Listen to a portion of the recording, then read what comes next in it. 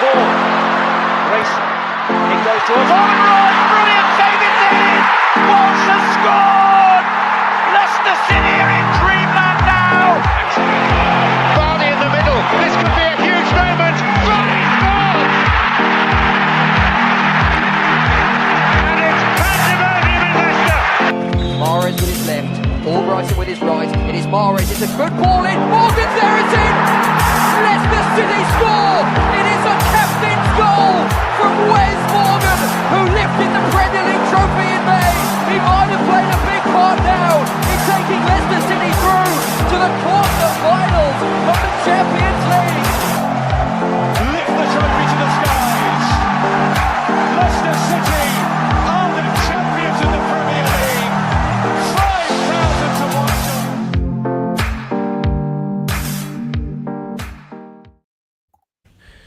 Good evening and welcome back to Blue Tinted Glasses for another edition of the Scouting Report Live. And today we are bringing you defenders, and boy do we need one or two of them after the season of defending that we've seen. So yeah, we're going to talk all about our picks as we have done the last 2 weeks with the strikers and midfielders. We've done some research on the players we think Leicester should target this summer, and we're going to go through them. And at the end, you guys in the chat will be able to vote for which ones were your favourites. And also during the live stream, feel free to get your picks in and your opinions on our picks. Before we get into all, Manny, mate, what's going on? How are you? Good. Can you see? I'm not sure if you can see. Oh, my camera's not going to allow it. Hold on. I'm going to have to manually do this. Can you... Whoa! He's got his fast twitch fibres. Not just that. Got a surprise for you, Luxie, because you didn't know about this. But look at that. Oh, here we go. Look at him. Look at that. Nice. And nice. Not just that. One more. By popular demand. It's a bit Oh! Look at that. Look at it. I love it. Ooh, yeah. So, love it. Looking forward to winter already, I am. Now Lovely that I've got my new stuff. hoodie. Lovely stuff. I'll take you off screen now, Manny, when I figure out how to. There we go. Ragsy, mate, how are you? All good, lads. All good. Yeah, I got drafted in for scouting reports and stuff. So, I'll be able to provide like a sort of a general take on things and stuff. But yeah, some good picks. I'm intrigued. I'm intrigued to see. Good stuff. Okay. Right, we're going to start, we're going to get into it. Lads, straight away. I'm looking forward to hearing what Manny and Ragsy's picks are. And also, there's a couple picks from Anil as well. He's having technical issues. If he can get on, he's going to jump on. If not, we'll go through his briefly as well. So, without further ado, I'm going to start us off tonight. And I'm going to mention my first pick, which is Tyler Bindon, or Bindon. Bindon, not Biden, not Joe Biden. Tyler Bindon, who is a Kiwi, someone from New Zealand, and of course, as you can see on the image, he is a Forest player. Now, before I kind of looked into all of the transfer fee, his valuation and his background and all of that, I was looking at the actual player, and that's why he's on my list. However, he is valued at only 1.5. Well, I'll bring it up now. 1.2 million euros. However, I spoke to Wolfie, our channel friend, the Forest fan, and he says there is no way he's going to be that cheap, and there's no way Forest are going to sell because Forest, they're bigging him up to be a really good defender in the future. But Wolfie did say that he would be available on a loan because he's not quite ready for Premier League football. So that's the angle that I'm going at with this one. Tyler Bindon on loan. So as you can see, 20 years old, an English centre back. In terms of what he's done in the most recent season, he was playing in League One, and he played a couple FA Cup games as well. I can't remember what team it was now. I'll bring it up in a second. Here we go. So what type of player is he? Now, he actually reminds me of another player that's going to be coming up on the show a little bit later. But with regards to his strength, so he's got an excellent at game reading and positioning, anticipates danger, rather than simply just reacting, which you could argue a lot of our defenders do, but they don't even react very well. Proactive interceptions and covering large spaces. In the air, he is a unit. Always winning headers, and he actually in one match this season won 8 aerial duels and made 14 clearance in a single match. I believe he was man of the match in that game. As you can see, centre back, but can play on the right as well. He isn't the quickest though of players, so right back probably isn't his best role, but definitely a centre back. And you can see here just from this chart here what type of player he is in terms of progressive passes, box defending. In terms of ball recovery, I know Manny likes a bit of fast twitch fibre, ball recovery, speed and all of that. That's not one of his biggest strengths, unfortunately. But retaining the ball, again, in the box defending, progressive carries, progressive passes, all of that good stuff is looking nice. Now I'm going to, as always, play a clip here and you'll be able to see a bit more with your own eye on what type of player he is. He does love a diag as well, which you will see in a second. Here he is, so rather composed on the ball. Straight away you'll probably see a diag attempt. There you go. Out wide, but yeah, I think it's Reading. That he plays for. But yeah, Manny, off the block, mate. What are you thinking with this one, mate? I know it's not your usual fast twitch fibre, super speedy defender, but for me, he is calm and composed on the ball. He's good at defending as well. We're not just excluding that from it, and he's really good in the air. Look, we do need loan signings. We have utilised loan signings previously in the Championship when we got Callum Doyle on loan. So it is the kind of thing that we look to do, get a kid from a Premier League team who's got some talent, some potential, get them in the Championship for a year, give them a reasonable number of games and see if they fit in and if they're quite good enough. And Callum Doyle was close, but not quite perhaps. And maybe this kid is the new version of that. And like you said, he loves a diagonal. Imagine if that was Fatal at the end of that pass. Here's another one. That would fit quite nicely. He loves that little faded long ball out to the right wing. But look, he's not. Of course, he's not. We're not looking at him to start, but it is potentially a loan signing to fill the fourth choice because we've got Caleb Okoli as it stands and Ben Nelson. Hopefully, those two will start. Obviously, we've got Connor Cody, Vestergaard, and Fast that we're hoping to move along. So there is room for a third and fourth choice centre back in this squad, in my opinion. Yeah. Ragsy, again, I said it at the start about it being a loan deal because from the sounds of it, although Wolfie does like to chat shit a lot of the time, but by the sounds of it, Forest would have no interest in letting this guy go. I think they signed him only 6 months ago, actually, on the permanent deal. But a loan deal, Ragsy, kind of, relatively risk-free.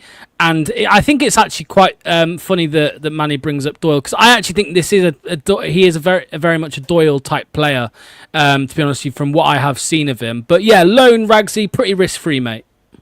Yeah, and I think that's kind of up there on the sort of list of priorities and stuff. It's not only how effective these transfers can be, but also how feasible it is considering the kind of mess that we are in with it, if it turns out with a registration embargo, transfer embargo, etc. and all that. So yeah, loans, free agents, we are going to have to prioritize that, unfortunately. But like, it is nice to sort of like bed yourselves in, and you got to look from the outside perspective as to what kind of a profile of a centre back do we really need? Do we need an aggressor? Do we need someone that's going to be proactive in terms of aggressions, which I think we need because I want Fast gone. But also knowing that Yannick isn't really going to be part of the first team, or I hope he's not anyway, and then Souta's going to be out for the first half of the season. Do we need this sort of like standoffish centre back, kind of like when we had Evans and stuff, someone who's at the pivot and is the start of like essentially being a playmaker? He's the start of like our attacks and stuff when we are in possession, because we're going to have a lot of the ball in the Championship. Well, I was going to say, Ragsy, you can see here 35 appearances for Reading, 2 goals. I haven't seen the goals. I'm guessing they're from headers or something like that. Pass success rate 80.9, 2 yellow cards. But yeah, market value 1 million. I wouldn't pay attention to that at all. But a fairly good season for him. again, in League One, Manny. So obviously that is, like when we looked at Richard Kone a couple of weeks ago up front. Of course, he's going to score more goals in League One or do better in League One initially than he would in the Championship. But again, Manny, I keep saying it, mate. For me, I think risk-free with a loan, to be honest with you. And yes, we'll be developing a rival club's player. But if it benefits us for a squad player, then it's all good. Definitely one to consider for sure, and I wouldn't be too snooty about League One either. I think Ivan Toney played for Peterborough in League One, and didn't we get JJ from League One, from Luton, when they League One? At the time, yeah. So, and he was, obviously, when he first came into the team, he was excellent and looked clearly Premier League quality. So, yeah, you're looking for those translatable qualities, and he looks like he can definitely pass. I'm not sure if he can defend and the rest of it quite yet, but he's a development player, isn't it? He went, like we said, he's not looking to be starting every game. He's a cheap loan signing. He probably won't even have to move house, so he'd be quite settled where he is. And yeah, definitely one to consider. Okay, moving on to this man here. His name is, I'll hand it straight over to Manny. Oh, I struggle with this one. I don't know if it's Jonas or Jonas. I'm going to go with Jonas. And I think it's Adjetey or Adjetey. I'm not really sure again which one. I'm not going to try and murder that any more than I just did. Coming from one centre-back who we could consider, for me, this would be, actually, out of my two picks, this is my absolute favourite one. Straight out of the bat, I think this is the best one that I could find. Who was under 24, fast twitch fibres, big, strong. He's 6'2". He plays for Basel in Switzerland, who just won the Swiss League. He's obviously a Ghanaian. They picked him up when he was a junior lad, so they didn't pay anything for him. He's been there for 3 years, and now he's just found himself regularly in the team. He's, like I said, he's 6'2". He's big. He's growing really quickly. He's strong. He can tackle. He can pass. It looks to be like perfect for the Premier League. All the attributes that you want, the age, the growth potential's there. And already won a league in his native land. So obviously he must be there consistently doing well in order enough to win the league. And they won it by 10 points. So it wasn't even pretty close. So hopefully when you bring these little clips up, you'll see it straight away. Just there, Manny, sorry, quickly before we play the clips, you can see here, so best attributes: pace, tackling, passing, acceleration, marking, interception, strength, positioning, and bravery. Weaknesses, no significant weaknesses. There we go, that's nice to see. But he's also got names, so he could be friends with Abdul and Jordan Ayew. You can build a little trio of Ghanaian players there, so he should be able to settle in and adapt perhaps faster than some other nationalities might. And you can see there similar players. He's compared to Konate at Liverpool, so that's one of the players that he's compared to.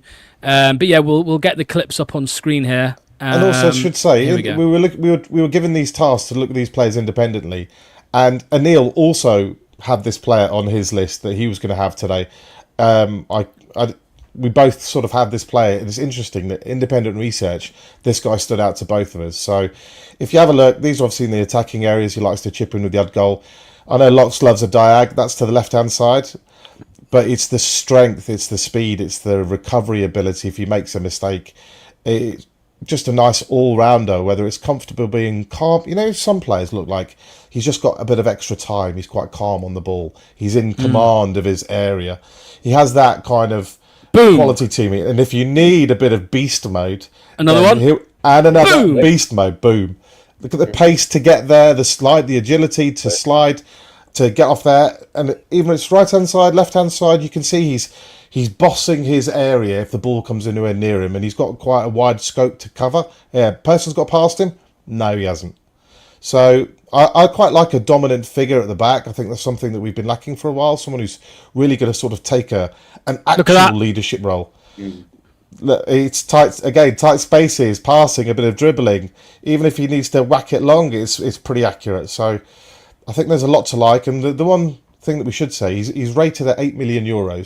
And so I'm guessing his wages would probably be in the 25,000 mark, which is quite a lot, but certainly within our budget.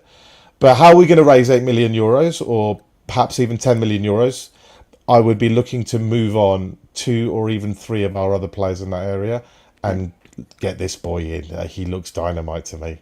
What do you guys I think? mean, I was going to say, yeah, we'll talk about the price in a second, like you mentioned. But Ragsy, for me, mate, this guy looks. There's a reason he's valued at the higher 8 million and beyond. He looks incredible, and as Manny said, I think what he said was perfect. Like he commands his area. He knows where he needs to defend, and he does it well. You see here, look, the pace to get out as well. Yeah. Yeah.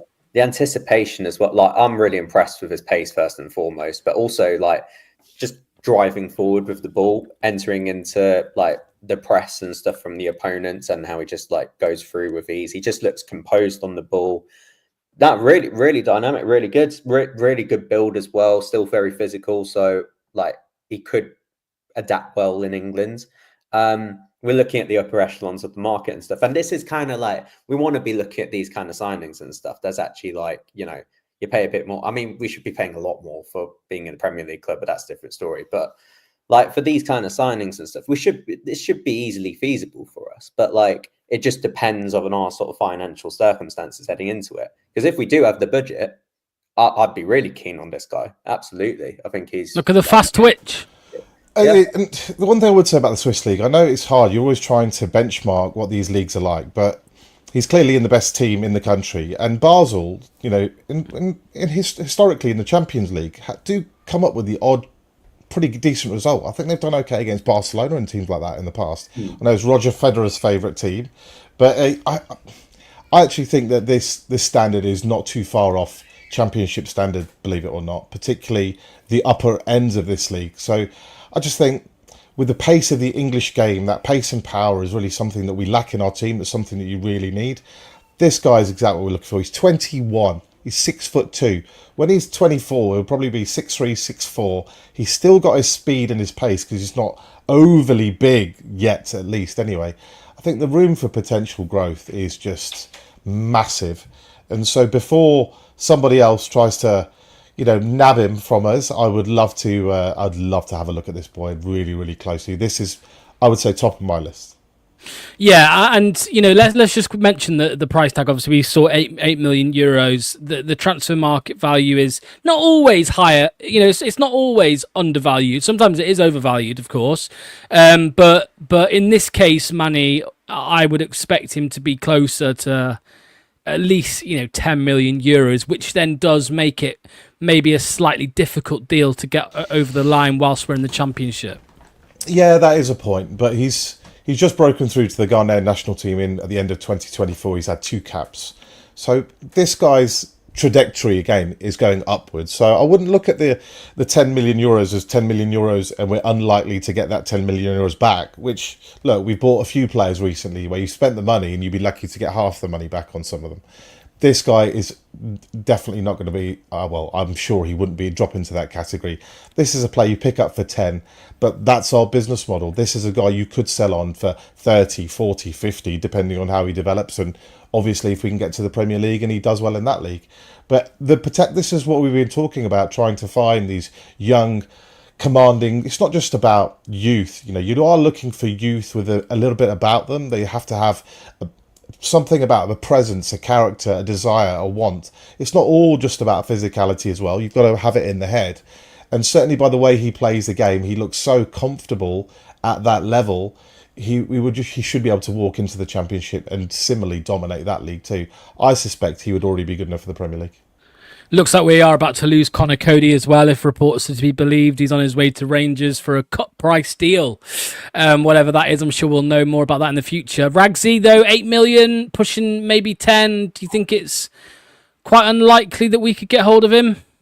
I don't know. This is the thing. We don't really know yet. We don't know if it's like we're in a poor position and we're not able to shift on some of the deadwood. But if we can keep on clearing out shite like Cody and whatnot and stuff, and all of a sudden there's a bit more of a flow and we get a manager in and he's like acting quite a lot of players out of the squad, then who knows, we may have the money to actually address like pivotal positions on the pitch. Because you want to look at this, be like, okay, yes, it's important to be budget friendly and stuff, especially with the circumstances that we're in. But I don't think, like with our squads, I don't think we're going to see a lot of incoming. So it's important to sort of like prioritize the quality of the quantity whenever we can.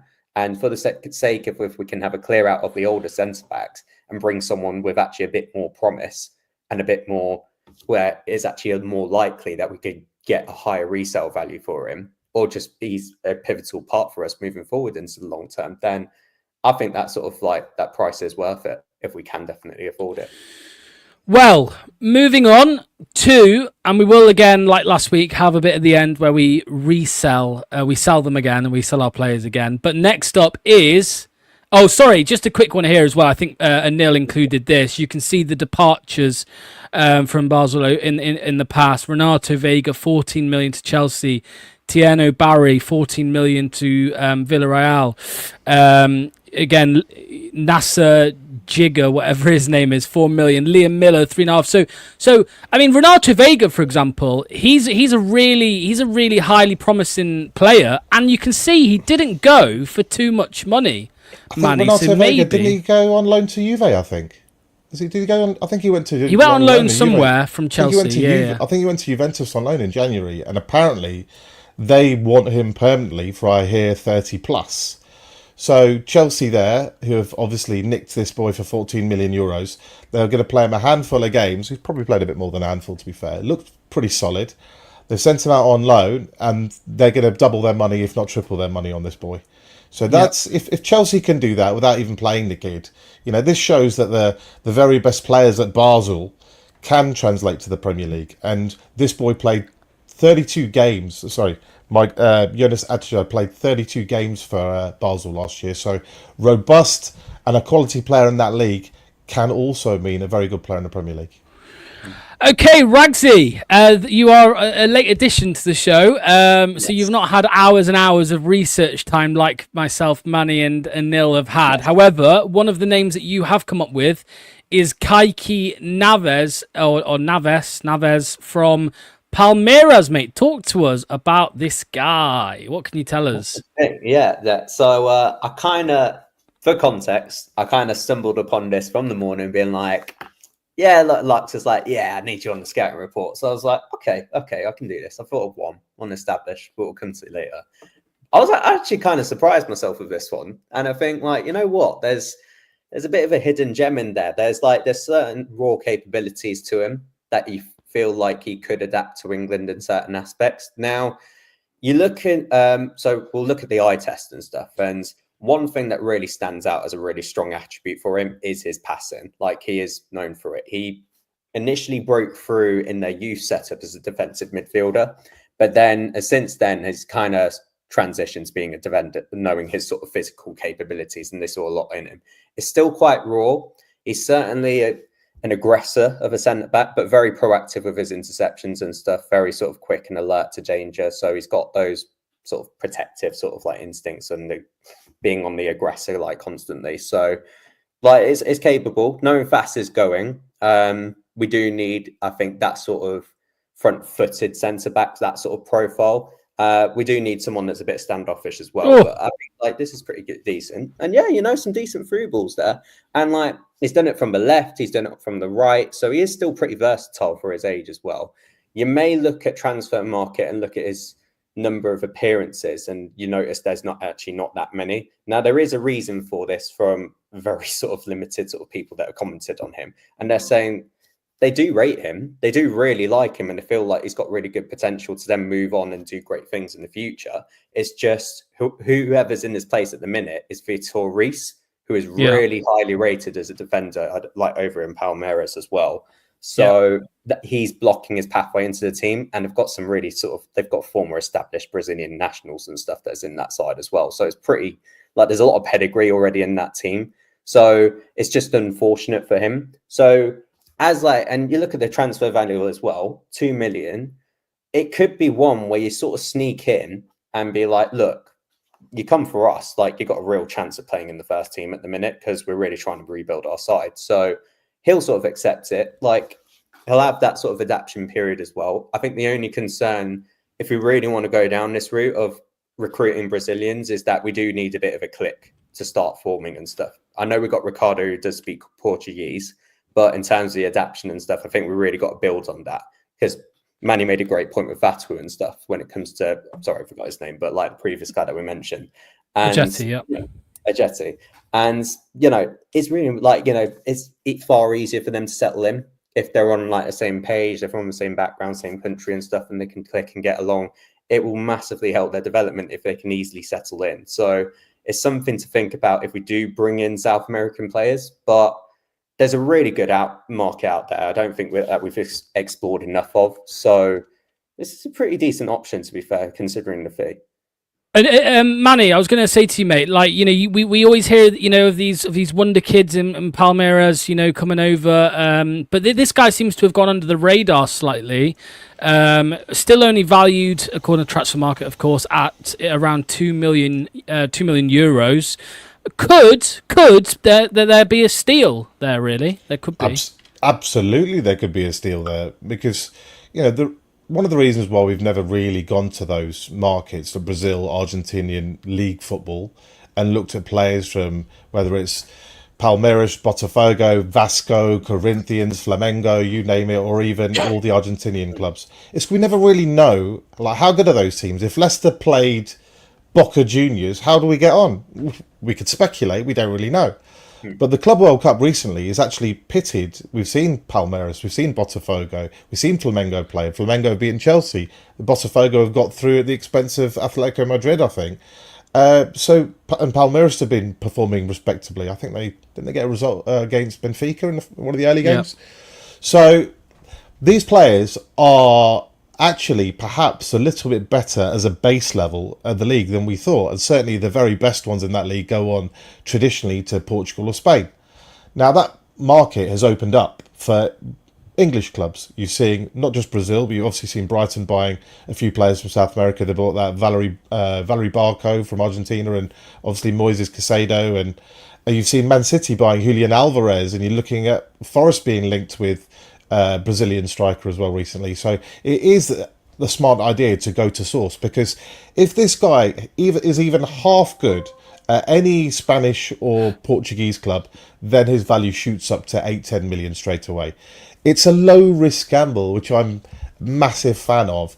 And Brazilian players technically all have a pretty good base level. They play futsal, they play beach football, they play lots of five-a-side, lots of small games, lots of street football as well, which Riyad Mahrez that's why he was good at particularly tight spaces. So at that price, at those wages, it's exactly the right profile. Obviously, I would want to look at lots of 90 minutes of the guy and ideally get a little dossier on his character and things like that. But all the more reason we have lots of reasons here, to explore him further for sure. And there's a comment here as well. Yeah, Estevao, you're talking about Easy as a Buzzer. Yeah, Estevao has just joined Chelsea from Palmeiras, and then is it Vitor Reis? Is that how you say it? Yeah, he's going to Man City, right? I think it'd be Reis. Yeah, I think so. Yeah, Man City. So Reis said Murillo, that obviously has done so well. That's a player that they got straight from Brazil, and he's 22 years old, and he's walked into the Premier League and was absolutely brilliant for them last season. So, young Brazilian, we have a very good example of one living up the road who's done well. Yeah, 100%. Let me just bring this up here as well.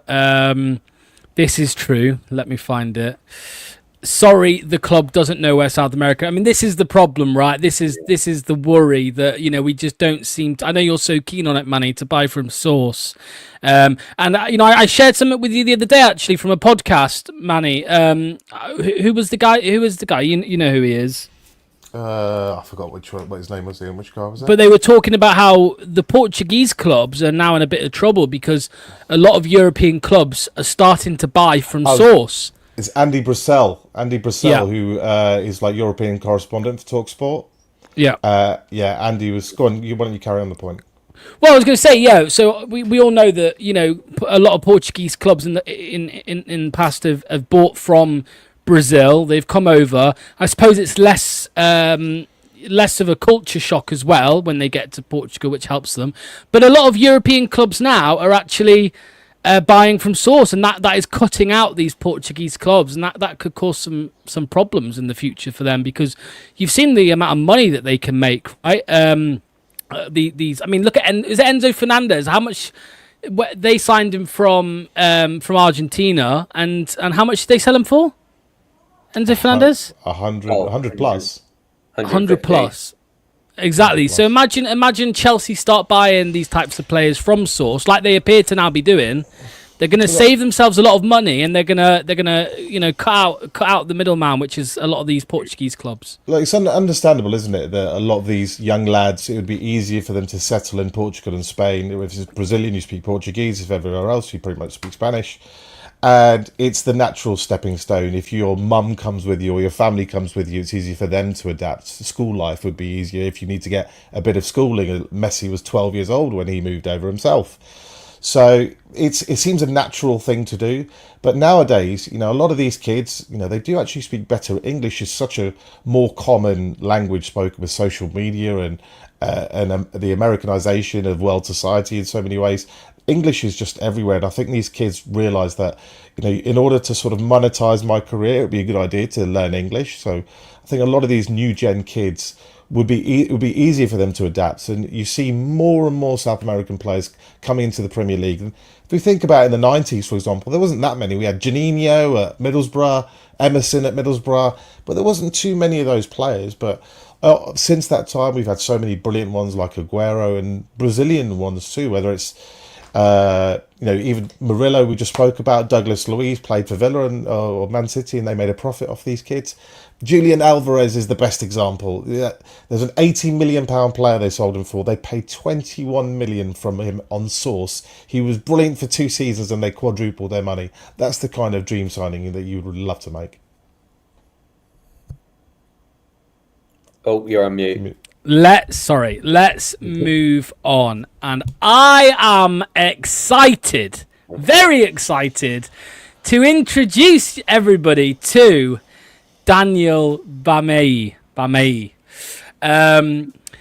Remember when I brought you all Richard Kone? I mean, you already knew a lot of people knew who he was, but this guy is what you call, in my opinion, a hidden gem. He is Nigerian, as you can tell from the shirt that he's wearing, and he is valued at only around £200,000. Now, he is still playing in the Nigerian Premier League. Oh, someone knows who he is. I'm not the only one. Now, he doesn't play for Yum Yum FC anymore. He plays for... that's why you know who he is, because it says it there. He plays now for Bayelsa United. Bayelsa United in the Nigerian Premier League. Now, as I said, he is valued only 250 grand. He has played quite a lot of games, though, for the Nigerian youth teams. Obviously, he's a right back, of course. So he's the Nigerian under-20 captain. He featured in all of the games at the 2023 under-20s African Cup of Nations. They finished third. And the 2023 under-20 World Cup in Argentina. In the 2025 Under-20 African Cup of Nations, which was, of course, this year, he was named in the group stage Best 11, and he was in the overall tournament Best 11 too. He was the only Nigerian player in that team. And, of course, in big capital letters there, you can see fast twitch fibres. He can play on the right. The graphic here says he can play on the right, he can play at centre-back, but as you're about to see, he can also play on the left as well. And honestly, I'm going to start playing the clips. These are his highlights from the African Cup of Nations under-20 this year. So I'll skip forward here. But there we go. So you can see here, I'll start here on the right-hand side. Look at the fast twitch fibres. He gets forward.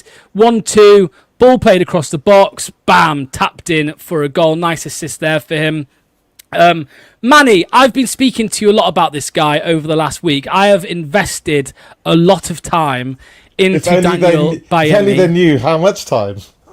Well, it's funny you say that, Manny, because he might even be watching right now. So that's all I'll say. He could be watching. Daniel, if you're watching. Hello, Daniel. But I've invested a lot of time looking into this guy. I know you've seen a lot too, mate. For me, I really, really like the look of him, and the biggest thing, as I just said, £200,000 or 200,000 euros. It's completely risk-free, in my opinion. Could not agree with you more. He's a captain of Nigeria under-20s, or has been. So if you're captain of a team like that, obviously you've got the right leadership qualities you'd like to Oh, he's in the chat! Hey! Come on. That is He's fantastic work That is from you. actually no way. Look, what do you look at this? Hello. This boy has serious talent. He can cover right back, left back. You see him covering centre back. Look at the speed on the boy. He's quick. He's hungry to defend. He wants to get forward. Good. See that arms behind the back adaptation to modern defending. He loves a header. He loves a header. Here So you he's go. good in the air. But you see how he's the covering guy. So when, for example, you have an attacking set piece or a corner, you don't necessarily, you want your centre backs to go forward, so you leave a defender to cover. You need him to be good in the air, you need him to be strong and fast, and this boy has got that. And obviously wages would be fine, transfer fee would be fine, and he's got his friend Wilfred and Didi. Obviously historically we've had obviously Kelechi and Nacho, so there's history with Nigerian players and Leicester City. We've always been welcome. They've never had any problems with Nigerians. We would love to have a few more and grow our African contingent. And this boy, Daniel, let's get you on board. Let's get you to Leicester. Fast. Just good here you technical, go. Here good you passing. go. Love it. I'll start it here. Look, you can see he picks the ball up here, reads that, and then gets forward. The fast twitch fibers that you talk about, man. He plays the ball forward as well. Don't feel pressured, Ragsy, mate. If you see a problem, say it. But here you go. Here's another one running in. But yeah, what do you make to this guy?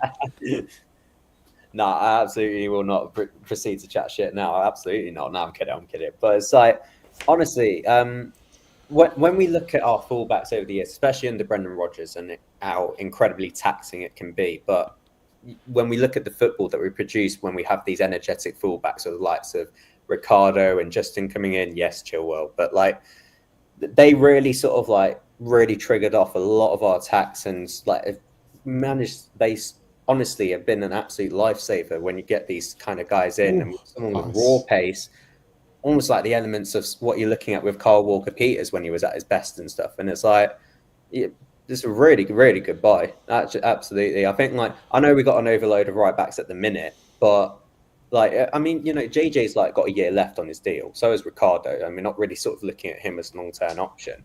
So how about this? The boy's watching us right now. You know, he's actually taken time out of his day to join in. He would be so committed to Leicester City. Yeah, I would love to get this boy immediately. You know, like somebody said in the chat, can you give Wilfred a call, get his number, and ask him to sort out the details, and let's get you over, because this boy's going to have a big future in football. There's no doubt he's going to be a full Nigerian international soon enough and probably get lots and lots of caps. So before we get him in, seeing him on TV at the AFCON, the full AFCON in a few years' time, let's get him in now, 19, get him under Seagrave with those pitches, with the coaches that we'll have available to him, with Wilfred connection. This boy could develop into an absolutely sensational fullback for us at, again, such a great price. There's just an absolute no-brainer. Yeah, and just before... Go on, mate. Go on, Ragsy. Go on. Him with Vatouil on the right-hand side and how just lightning that would be. We'd be so quick. Oh, my God. I wouldn't be able to contain myself. Flash. Like, you know, they'd just be breaking through into the final third constantly. Like, this, honestly, it makes so much sense moving forward. I know there's an overload of right-backs, but honestly... That's what. And let me show you this as well. I have one extra little bonus clip for you, Daniel, as well, if you're here. So, in the under-20s AFCON, he's the captain. He's a right back. They win a penalty, and calm and composed, only one man could step up to take the penalty in the 73rd minute of the game. Let's have a little look at it. And the under-20 Africa Cup of Nations, and up steps the captain. Daniel Bameyi is taking on the responsibility, as did Kenya's armband-wearing midfielder Wangaya. The 19-year-old has never scored for the under-20s, but he has now!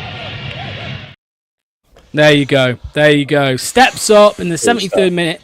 takes the penalty, and there we go. And here, I mean, look, Manny, good at defending, reads the game well, excellent going forward. Can honestly say this lad will be a star. And I mean, I've seen enough from him. I mean, within half an hour of me looking at him when I first found him, I thought, wow, this guy. And I didn't see the price tag straight away. And for 200,000, even if it's a bit more than that, less than £1 million, this is the type of signing in the current situation we're in that the club should be looking at. Absolutely. Like, you and I watched some AFCON under-20s football, and as soon as we came across this boy, he stuck out. Not just captaincy material, but you can see it's technically first touch is good, can bring the ball no problem. His pace we've already seen. There's composure. There's right back, there's left back, so there's that options. As a coverer with speed and what we're looking to build, a fast quality team, this boy is exactly the signing we would like to make. And before someone else like Benfica or Sporting Lisbon buy him and stick him in their reserves, let's buy him, develop him, and get him into our team. This boy would be absolutely fine in the Championship, but we know Ricardo has a lot of injuries. We've probably not been a while since we've had a solid right back to play for year after year. JJ's been out, Ricky's been out. We've had Woyo covering at times. This boy would be one that could keep us for several years on. And one day, when he would be ready enough, he would possibly look to move on to a very big team in Europe or a big club in England. And we would obviously make our profit at that point. As a value investment, the quality of the player, the attitude. I love the fact that he's here watching us right now. That's just shows that how much the guy's hungry for football and he would love to play for a couple of us.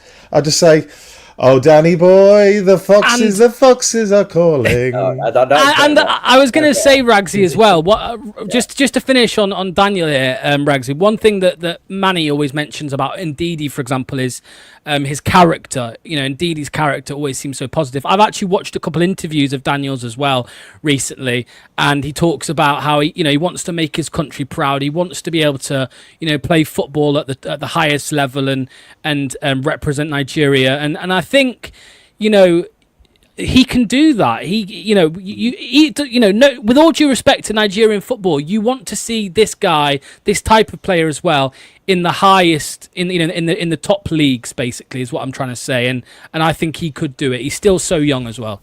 That's the thing. I think we've kind of, over the years as a club, we kind of lost our way when it comes to sort of character assessments of the players before we get them in. And you find we've just been stumbling across the players that are in it for the wrong reasons. The fact that this guy is in the comments is just a bit insane, quite frankly, at the minute. And it's just so humble. Like, his physique, he's got muscle. I mean, it's been going. Yes, it's getting protein and stuff. And that sort of dedication to your fitness and to build your physique to show, I'm good at this level. I want to represent my country, represent my club. I want to be proud, and I want to think of, I want to go for bigger things. I've got bigger fish to fry, and I just want to make my stamp on the world, basically. Yeah. And having this sort of character and just sort of that shining light, being a captain as well, just to sort of project his ambitions and stuff onto the team that's around him. And honestly, having these characters can be so infectious in the right way to sort 100%. Of galvanize a unit and bring them all together so that everybody else steps up around them. You bring someone like him in, it'll raise the competition at the standards of the fullbacks around him. Being place. I was going to say, Daniel, mate, look, welcome to Blue Tinted Glasses, but in future, we would love to get you on with us as well to have a chat about your early days of your career so far in Nigerian football and all that. We'll speak in the future, mate. But thank you so much for joining us today. And there we go. What a way to ruin it, Callum Doyle. No, and again, if he puts lots of highlights up of his football. So his Instagram is D_Bameyi6. If you want to go and check him out, give him a follow, guys, for sure. 100%. Definitely. And keep up the great work, Daniel, honestly. Look, at our best, we love attacking fullbacks as well. The guys who have that ability to not only defend, but transition from defend and get the attack started. Charging runs, support them, get a good cross in, get into the box like Ricardo used to do when he was at his best. And this boy just has all the makings for a fantastic attacking fullback. How much would we all love to get him in? And like I said, third time now, the fact that he is here communicating with us shows what kind of personality he is. And that is why not only is a brilliant under-20s player, But out of all of those players they could have chosen, they chose him to be captain. And that says something about the character. Thank you very much, Daniel. Hopefully we get to speak about you a lot more and you signed for Leicester. That would be great. Okay. Again, as I said, take a bit of a downward turn here. No offence. It is Mr. Callum Doyle. Ragsy, talk to us about Callum Doyle because we already know so much about him. Let us know why you wanted to include him on this video. Yeah. So he was kind of my first port of call. He's actually only been like, I haven't really done any sort of like extensive scouting until today, obviously. But like when it comes to him, like he's just that sense of familiarity. I honestly felt we should have signed him the first chance that we got, even after Enzo leaving. I think he's versatile as a fullback, and he really sort of integrated well in that system with his diagonal balls, his strength. And I think with fullbacks as well, it's nice having a bit of a robust fullback that will just be standoffish and just like have the simple jobs defensively. But then in terms of the technical aspects of the system, like the distribution on the ball that he can go about and spread, and he can still like move into like that centre back role as well. And I think like he could do pretty well there. He had a really good sort of like bit of development, like a full proper season at Norwich, I think. And like, because that got sort of like stunted like in the first month or something when he was with us, and he was out injured for 3 months and stuff. Big up Daniel, as per usual. But like, big up. Yeah, and I think that's kind of like in that sort of 3 months with his ankle injury, it was so unfortunate because I think he was really kicking on. He was kind of one of our best players at the time under Enzo.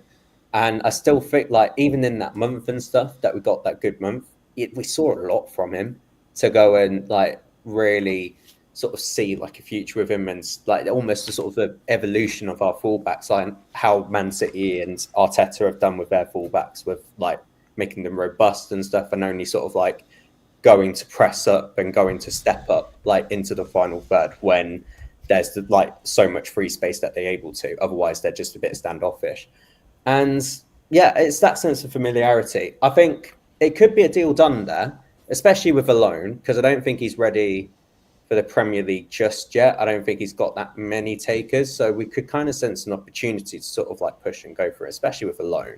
Ideally, it would be permanent. I think we just should go about there and just spend whatever it takes if we had the money. But if we don't, I really like it. Honestly, I think we should have signed him in the first place. So I think he's got really good attributes all round. And I think he knows the place. He knows us. And he really wanted to be committed and sign a deal with us as well. So get these people on that really sort of know what it's about and know what it means. And yeah, the more we can do that, the more we reconnect back to our club again.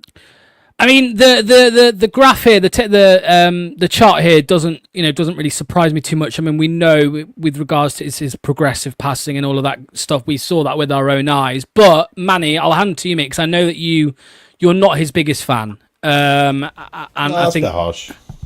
That's not what you said to me earlier. I mean, I wouldn't sign him. I definitely wouldn't sign him. We know this boy really well, and I actually thought he played well for us. And he's got a lovely cultured left foot. His passing is excellent. Long range diagonal to Fatawu, fabulous, absolutely electric. It's not just that. His short range passing is good. His slide passing is good. It's crisp. It's quick. He's got a good, lovely cultured left foot. Problem is, again, it's just the speed. The speed's not there, and that's the bit where, you know me, if you're not fast twitch, you're competing against, say, Jonas Adjetey, the guy that I like. And I think that gives you far more options as to how high you can play your line, what play you want to play. You see a lot of these centre-backs where it's the young lad that you found at Forest or the young lad I found at Basel. The good ones obviously can have good long-range passing. So Callum Doyle, that was his best attribute, and we can find that in others. But the others have other attributes that sort of put them ahead. And then the last thing is the price. We've just spoken about Daniel Bameyi for, £250,000 or Jonas Adjetey for €8 million. This guy's €15 million. And I think this is going to turn to... Who's the chap again that Southampton signed from Man City for 20 million? Howard Bellis. Howard Bellis, that's it. Yeah, we were slightly linked with him. And I think this is another one. I think you pay such a premium for the fact that they're British and they've come through the Man City school. Yeah, he's a good player, but we know this player. I would like to go with something new, something more dynamic, something faster. Yeah, I mean, what do you make to that, Ragsy? Because the one thing I would say about Doyle is, I don't think he didn't outperform JJ. You know, in fact, I think I preferred. Really, I didn't think he did much better than JJ last season when he played. No. Honestly, like JJ, I thought was poor, quite frankly, in that season. I thought like he had like a good month or two, but like Doyle, I was massively missing when he was out the side and stuff, especially within Enzo's system. JJ really didn't get to grasp with it at all. So whereas he really understood the system, he understood his positioning, which is most important. And that kind of overlooks the fact that he may not have a lot of pace. Like he's like in terms of it being in position and sort of like ready to anticipate anybody coming down his side, he sort of locked it off really well. And like I think that covers up for the fact, and it's not about yes, fast twitch fibers is always sort of a priority, and it's always like it's really nice to have, of course. But like if you don't have that, the most important thing really is how quick you can anticipate danger. And he's still really good at that, even though it's a different build and even though he lacks pace, he can still make up for that in many sort of aspects there. So I think it's my worry, Ragsy, though, is the Premier League. Like Premier League is just so fast. We've seen, you know, what a lack of pace does in that league. You know, there isn't a good. I'm struggling to think of a really good centre back who isn't pretty quick in that league. So the boy's got everything but the pace, but the pace is such a key characteristic that this is one where I think he would do excellent in the Championship for us. He would, again, he's already won the league with us, and I think he would do the same again. But I'm not sure if, again, that would translate to Premiership survival initially and then pushing on. Whereas Daniel, who's in the stream, you can see that with age, another year or two of development, with nutrition, with all the facilities that we have, with better players around you, you can see that player just getting better and better and better and better. Mm. No, I do hear you. I do hear you when it comes to the price, because that is kind of a majoring factor and stuff. Now, if it is there for season-long loan and you can see his development and stuff and how quick he can acclimatise because he knows this league in and out. And I think like in the right system under the right manager and it's a bit more consistent, that he would properly settle. And I think by then, I think he will be ready for the Premier League. It was just unfortunate with him in that season under Enzo when he got that injury, because I think that really sort of derailed his progress to an extent, but I still see a lot there with him. So if there is the opportunity, I think there's still a really good one to pounce on if we can. Okay, moving on to Manny's second pick of the night, and it is Darlin Yongwa. Tell us about this guy, Manny. Oh, my darling, he's 5'9", so he's not big. I got the name the wrong way around. Is it the other way around? That's right. Darlin Yongwa. Okay. That's right. Yep. He plays 24. He plays for Lorient in France. They have just got promoted from League 2. They've, again, top of the league. So they've won the League 2 championship and they're going to be playing in the main French league. He's Cameroonian. He's like I say, he's 5'9". He's rated about £4 million, but this boy is fast twitch fibers, loves to attack. He's kind of in the Patrick Dorgu, if you remember Rico Henry, that kind of mould, loves to charge forward. I've seen him have particularly good games against Lyon and PSG when he's played them previously. So again, he's an up-and-coming African player. He's just broken through the national. He's played internationally. He's played 8 caps for Cameroon. So again, we're not looking at first-team players for these big players because they're too expensive. We're looking for the guys who could be the next one. And if you check out his middle names, one of them is Zidane. So clearly, his dad is probably obsessed with football. Has probably been teaching this guy since he was a kid. And if we get a chance that, you know, we know League 2 in France. That's a league we have benchmark. We know that the good players in that league will work for us, with Riyad Mahrez and N'Golo Kante being great examples. So this boy, I was watching him when I was watching a player called El Junior Krupi, who you will have heard of. He's a striker that just got bought by Bournemouth, who I would love to have on loan for us, by the way. I think he'd be a superb striker. You'll hear about him, El Junior Krupi. But when I was watching El Junior Krupi, I came across this boy and I realised the technicality, the close control, the tightness, the speed, the desire to get forward, and he can defend too. So if you had him on the left-hand side and Daniel on the right-hand side, what do we have with Mavididi and Fatawu ahead of them and Jeremy Monger in the team too? We are a rapid dynamic unit. And a rapid dynamic unit doesn't just get you promoted, as long as they're technically good enough. It keeps you in the Premier League and helps you push on to heights that we've experienced, well, some of them anyway, previously. But if you see, loves to get forward, cultured, can pass at the end of it, tight to his players, tight situation, composed. Lots to like, and at €4 million, that is a price I can very much live with. What do you make from what you're seeing here, Ragsy? You know, he's a cheap price, of course. It could be slightly higher than that, but he's quick. I mean, he looks brilliant defensively and on the ball as well. What do you make? So just before Ragsy, before you come to it, what I would do, because he's €4 million, say it cost you 5 or 6, I would sell Luke Thomas and have a direct swap for this guy. The wages would be similar, the transfer fees similar. So who would you rather have? Would be my question. This guy or Luke Thomas? Oh, easily. Like, you know, I'd sell. Like, here's the thing, I'd sell like 15, 20 players in our squad, and I'm not even joking when it comes to, and rebuild with pretty much all the targets that we've seen today, and it's like those sort of characteristics. If that happens, I'd want them all in, but the problem is I don't think it comes to that, unfortunately, and it's like, and there's the other issue of how do we actually shift this deadwood if no one actually wants to buy them. With this guy, that really like the look of him. Yeah, no, it's similar to the winger as well, the right back, sorry. Pace. That's what we're missing. We're missing. Our team was so slow this last season. I know, man. It's really sort of like, again, sort of going down the route of like those really sort of like energetic fullbacks, and we have a system, especially with a high pressing system. Let's say if Danny Roll came in, and like it's really sort of high intensity of pressing, knowing that our fullbacks are going to be incredibly taxing in terms of how much we need to demand from them. These kind of energetic fullbacks, no matter the size and stuff. Look at that, boys. Really nice, isn't it? And it's just like, you know, you want these guys that aren't going to be afraid to get to the touchline as well. They'll just be like, yeah, okay, cool. And it's kind of, he starts himself out like quite near to his centre back as well. They're sort of like in a compact shape, but I can imagine he still goes out and locks off whoever's, even if there's a threat like a right winger on the touchline, and he'll still go out to him. So it can cover sort of like his sort of anticipation for danger and stuff is still really high. So, yeah, no, really good find. No, really good find. Yeah, I'd be happy to see him. Yeah, I think when I was doing all of this, I got to about 16 total defenders. I think, was it 16? Well, no, it wasn't that many. I think it was 12. 12 defenders that I found, and it's really hard to try and narrow down the differences. So you look at what your sort of team needs in particular, and although, you know, we've already got our right back sorted with Daniel, I think this guy could definitely be a left back we could sort out as well. And we've got the centre back position covered with a suggestion previously. So from left-footed, quick left backs, there's not a huge number of them that are within our price range. And the fact that he's just finished top of his league again, that's another thing that it shows consistency, it shows a winning mentality, it shows hunger and desire, all those things that you really look for in these young players too. 24, so we could easily buy him, play him, keep him and play him for 2-3 years, and at 26, 27, move him on. It'll be, again, nice tidy profit, and we find the next Darlin.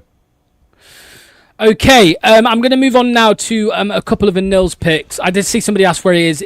Honestly, it's just bad timing. His the internet in his where he lives has gone down, unfortunately, so he can't get on. He said if he can get on for a few minutes at the end, he will, but it's not looking good. But his first pick was Sadibou Sane, who is a Senegalese centre-back, 21 years old, valued at just €5 million. You can see here in League 2, 25 games this season, played in the playoffs as well, the Coupe de France. You can see here the type of player he is. Looks like a kind of an all-rounder. Ball retention, ball recovery, one-on-one defending, progressive passes, not too shabby either. Obviously, progressive carries, and not great, but yeah, looks like a really good option. I'll play the clips here. I don't know too much about him personally, which is why I think it's best to just show you the videos here. I think he's there you go, there, tackle there. But another one, Manny, because from what I have seen of him so far, he does look quick, fast twitch fibers, and the comments are right.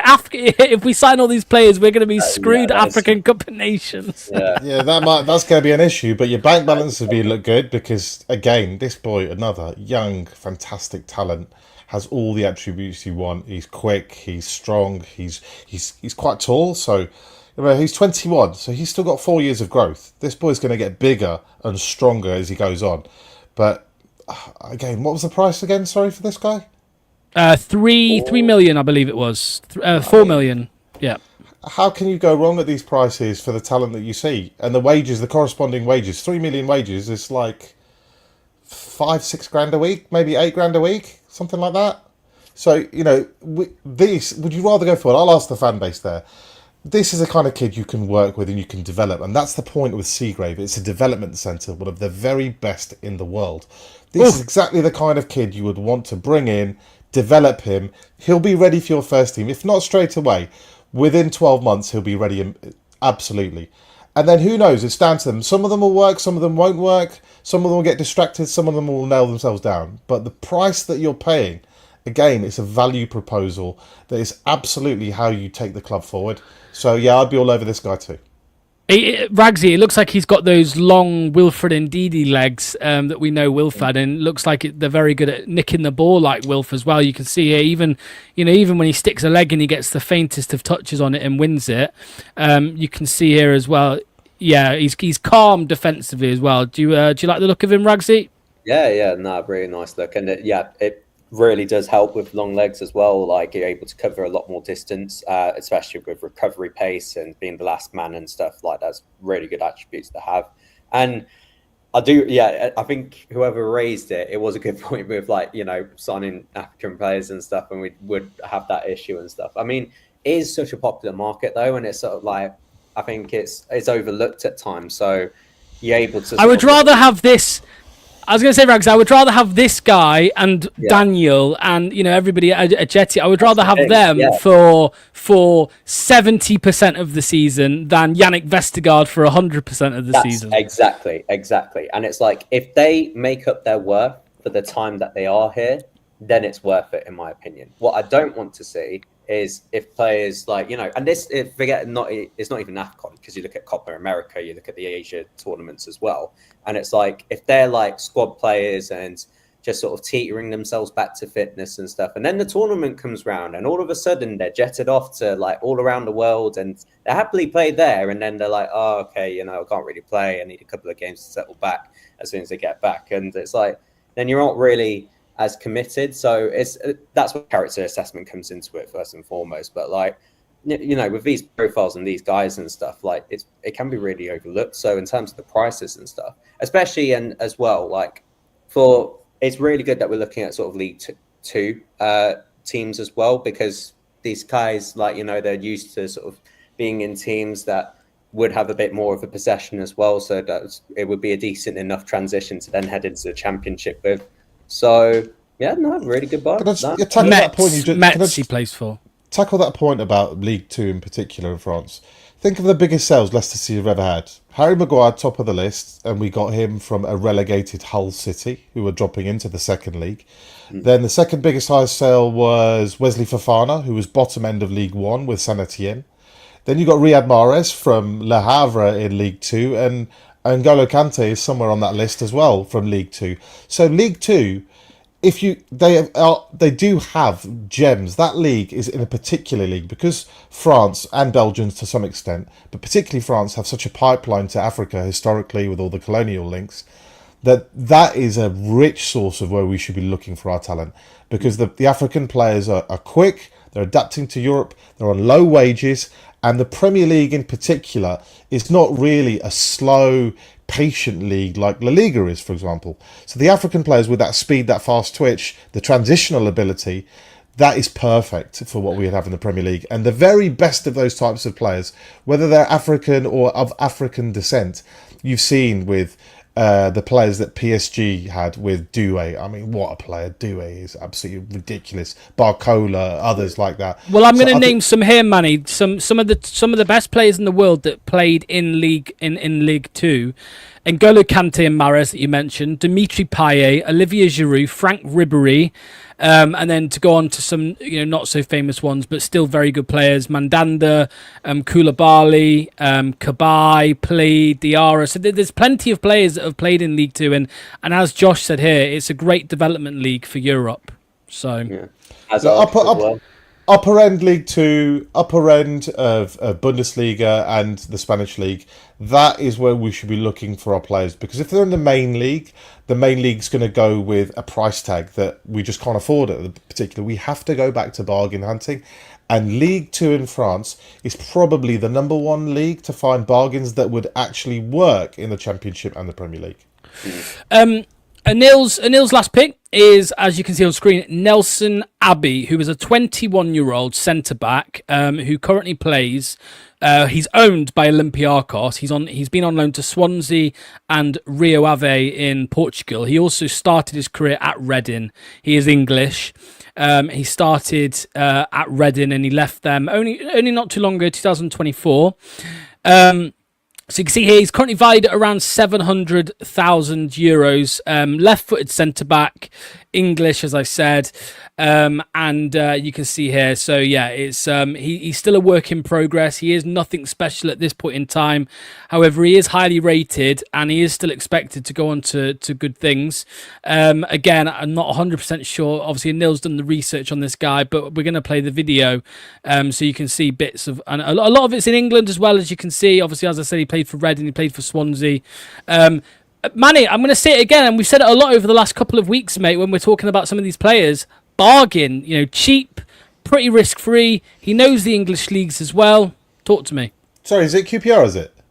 Reading. He started at Reading. He started at Reading, then he's at Olympiacos. He's been on loan to Portugal. He's been on loan at Swansea. But yeah, he started at Reading. Reading, despite their struggles in recent years, still have the ability to pick out a gem. Didn't Michael Elise come from Reading? From Palace? Yes. So clearly somebody at the QPR that's a talent probably likes a bit of fast twitch himself, where you see a guy Michael Elise and this chap.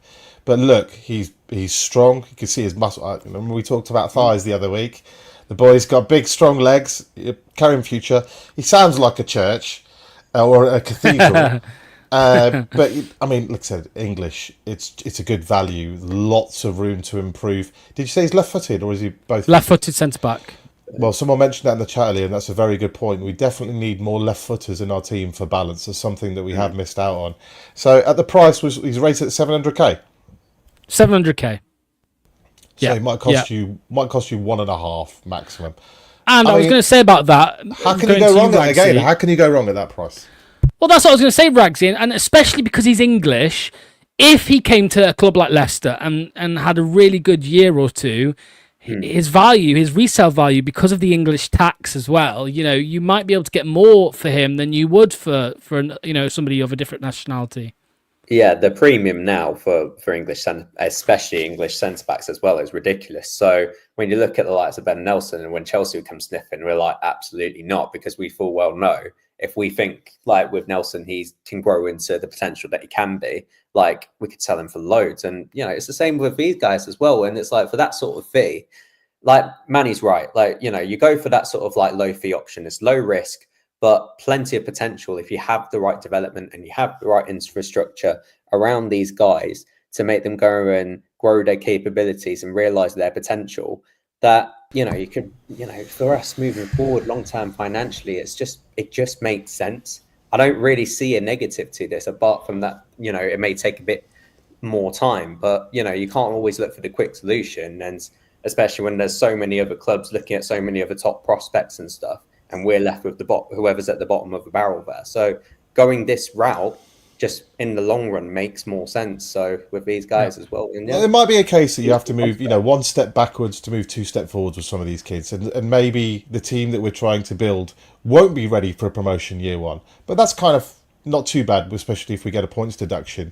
But give these boys a year or two to play together and you building a unit that is not just capable of going up. The key point is this team can take you up and stay up, because speed kills, it translates. So if they have the quality to go with that speed, then it will work in the Premier League as well. So I would love to sign some of these kids, let them play together for a year or two, even if it means we finish mid-table and it's a terrible first season.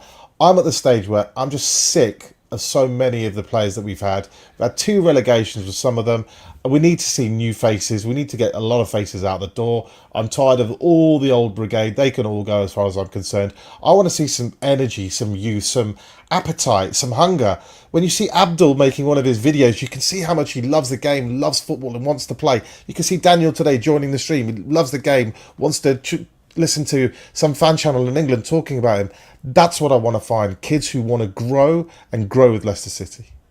Right. Let me say this quickly. So, you've heard all of our picks. You've heard we've had 2 picks each as well. We've done a nils as well, albeit we've not gone through them as vigorously as we would have hoped. But you can now vote for who you want or who you would love to see Leicester City sign. Now, if you go to bluetintedglasses.com, at the top of the page, you are able to vote.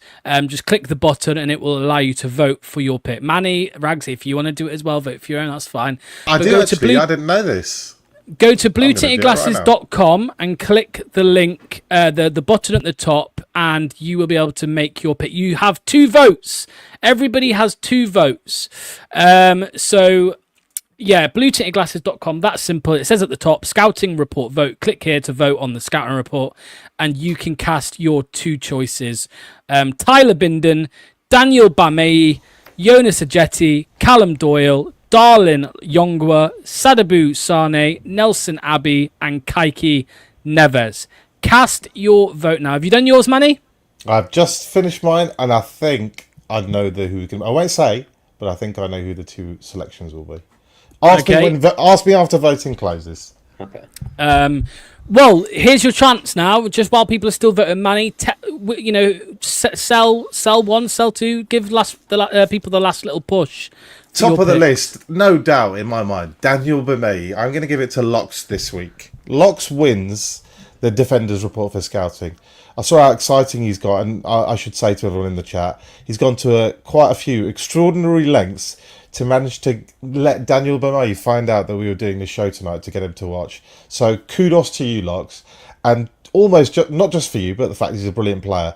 It's the value, it's the price, it's everything. He's a young captain, he's an exciting player, he's fast twitch, he's cheap as hell, he's got a brilliant attitude, he's got a super bright future. This isn't like the lowest risk signing I think you could ever get when you're paying the guy relatively modest wages considering some of the players that we would also find in our defensive squad. So he would be absolute top of my list. We can find the money for him absolutely tomorrow. I would, talk to Wilf, get him to get on the phone. Let's get him in this week. It doesn't matter which manager it is. It doesn't matter how we're moving forward. We can definitely move forward with Daniel. So I would get him top of the list. Secondly, it's a tricky one because I'm going to pick one of mine naturally. I love that centre back I found, and the fact that Anil also rates him too is a kind of little bonus when we were doing it independently. I think that boy's got a great future in the game. He's also the fact that he is Ghanaian, and Ghanaians do produce excellent quality players over the years, and he would fit in so well with our Ghanaian contingent. 21 years old, massive beast of a player, fast, strong, every attribute, right foot, left foot, passing. Oof. Everything you could possibly want in a centre-back is there. I do like Darlin Yongwa. You saw the clips. He looks very, very tasty. But that is contingent on moving probably 2 left-backs out the door first. Ragsy, do you want to make a push, make a last little sell for either of your picks, mate? Yeah, so basically, I mean, with the limited time that I had, and but the facts, with all of us, I'm proud of all of us with the sort of extensive scouting that we've done because we've massively shown up Brooklyn here in terms of with all the options that we've found within a limited time scale to find this sort of core. I've actually been really surprised in terms of the eye test and the appearances and how easily that they could, the potential that they have to go and adapt to England's in the English game. So I'm proud of my picks, to be fair.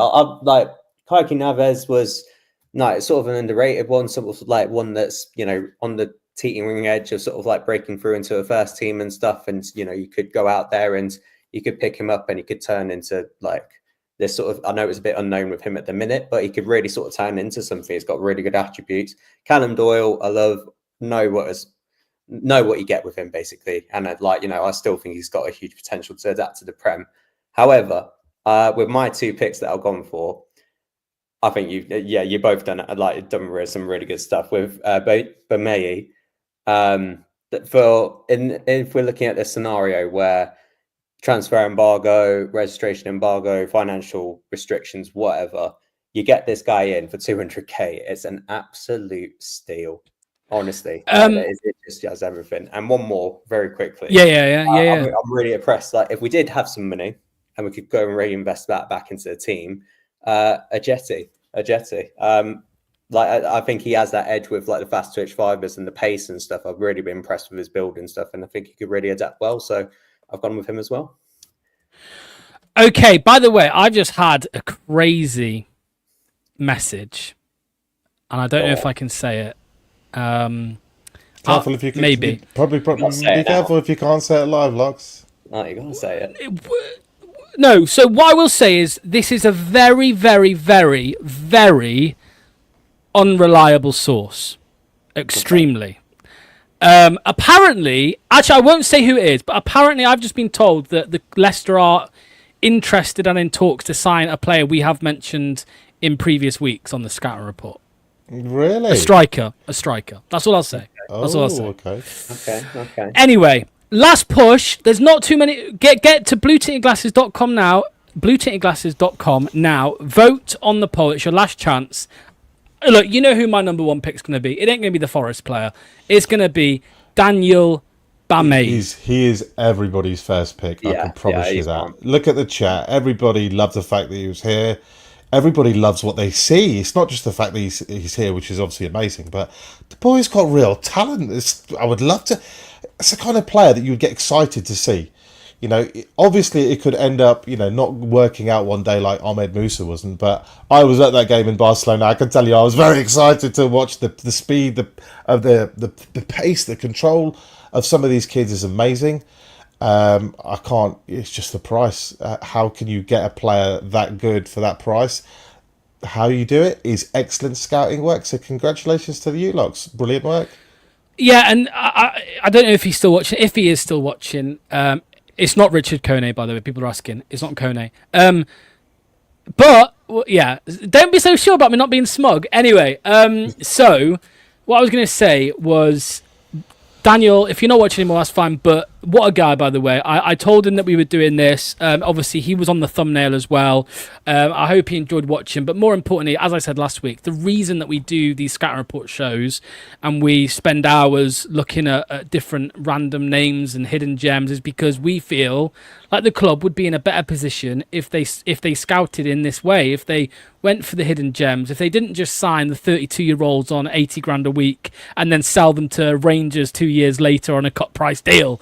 Daniel Bameyi for £200,000, I would pretty much put my house on the fact that you're going to make a profit off that guy. All right, you're going to make a profit off that guy, and you're going to get a shift out of him. That is for sure. Look at him on his Tuesday evening.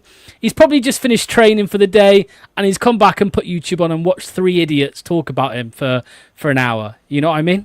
So, right, we're gonna get the results now. Voting has closed. Go on, Manny.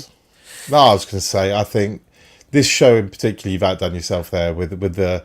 I know what you've done, the lengths you've gone to let Daniel get informed, but I think this is one of the high points of the channel since I've started. To be honest, it's not just like I said. I think it's very important to be a good quality fan channel that you don't just moan all the time. Don't get me wrong, we do plenty of moaning, me included, but you have to point out solutions as well. It's not just throwing out hate and bile and saying everything's rubbish all the time. You have to try and throw suggestions, show some light out there, show a way forward. We will one day be back in the Premier League for right now it hurts, but we love football so much. We all have all of our lives. You guys in the chat do as well. And even with limited data, limited access to information, we can find some really talented gems out there with a professional scouting network with lots and lots of video, lots of footage, the ability to talk to these players like Daniel tonight, find out about their character. Massive thing. It's not just about the player, it's about the what's inside the player's head too. If the club can do that, I think we've demonstrated again that this is how you should do scouting. Obviously, you would do it on a more professional scale with a wider net of players, more hours, homework into these players. But I would say to the club, you know what? Give me 500 hours of footage. I'll work through it as quick as I can. You know, we would all love to do that kind of job. And it almost feels a bit like you're trying to play sort of, you know, you're trying to run the club as if you know, were a part of the scouting team yourselves. So like, everybody has a different idea of what the club requires and what the squad actually needs today. But I think some of the examples that we found in not just today the defenders, but the midfielders and the attackers too, are definitely along the right lines. So we have the results. The results are in, and I can confirm, with no surprise whatsoever, the winner is Mr. Daniel Bameyi. There you go. These are the results of the poll. Daniel Bameyi, then it's Jonas Adjetey, Darlin Yongwa, Kaiky Naves, Sadibou Sane, and then there's Nelson Abbey, Callum Doyle, and Tyler Bindon with 0 votes. But Daniel Bameyi is the winner. That is who the people, the viewers, have voted for as their winner tonight. And you know what? Personally, if Daniel hadn't come into the stream, I still think he was my favourite pick. But obviously, I'm biased. But he joined us. He got involved in the chat. He showed his appreciation. And we would all absolutely love it if he joined Leicester. No, I didn't stalk him like I stalked. I did stalk Monga, but I did not stalk Daniel. But I did get in touch with him. So there we go.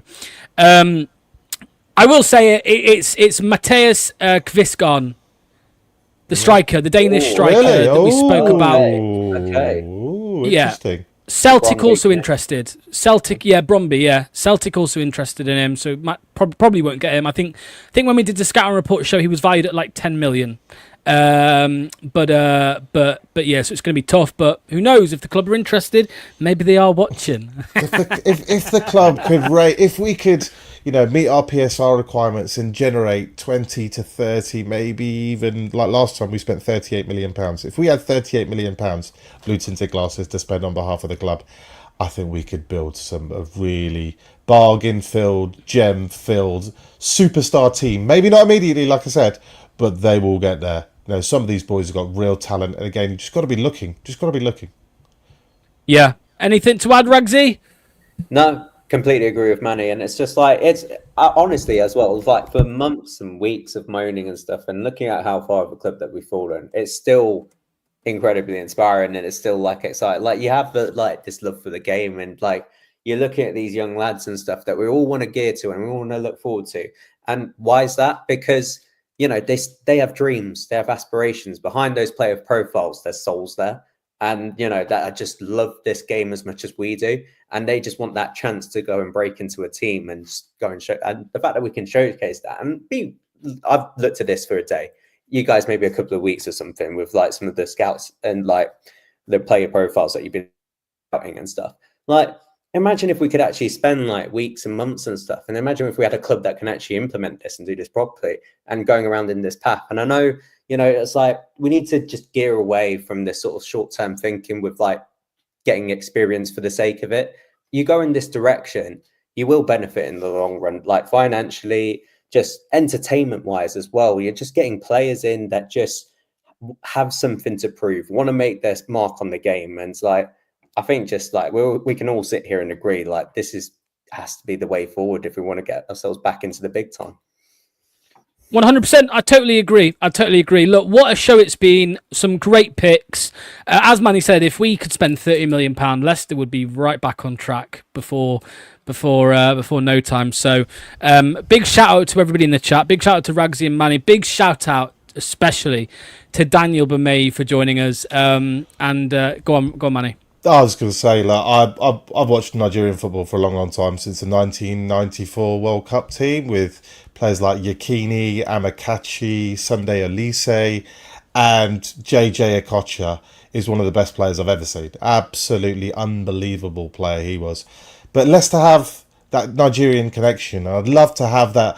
That means that also, you know, like when like Duck, a player from Leicester leaves and goes to another club, he follows their career and you get a bit of an affinity towards them. So I bet we have quite a few Nigerian fans that have a bit of a soft spot for Leicester because we've had Wilf for nearly a decade. I'd love to have that continuation of that connection. Daniel, not just you, Let us know if you've got any mates who are also nearly as... I mean, obviously no one's as good as you, but let's find someone who's nearly as good as you. And again, we can keep that connection alive and build the next super team around these boys. 100%. We will be back tomorrow night, Fox's Den, 7 p.m. Make sure to join us for that one. But yeah, that's it. That's the end of the show.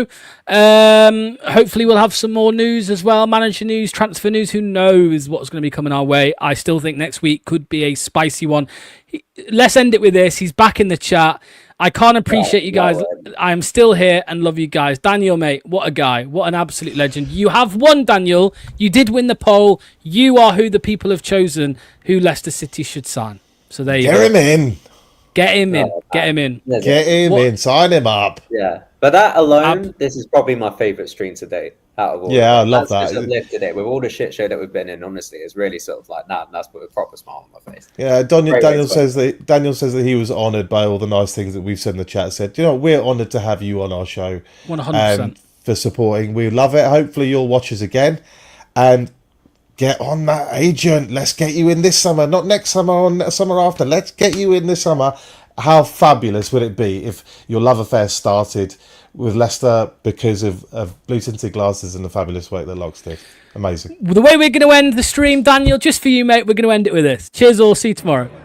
And the Under-20 Africa Cup of Nations, and up steps the captain. Daniel Bameyi is taking on the responsibility, as did Kenya's armband-wearing midfielder Wangaya. The 19-year-old has never scored for the under-20s, but he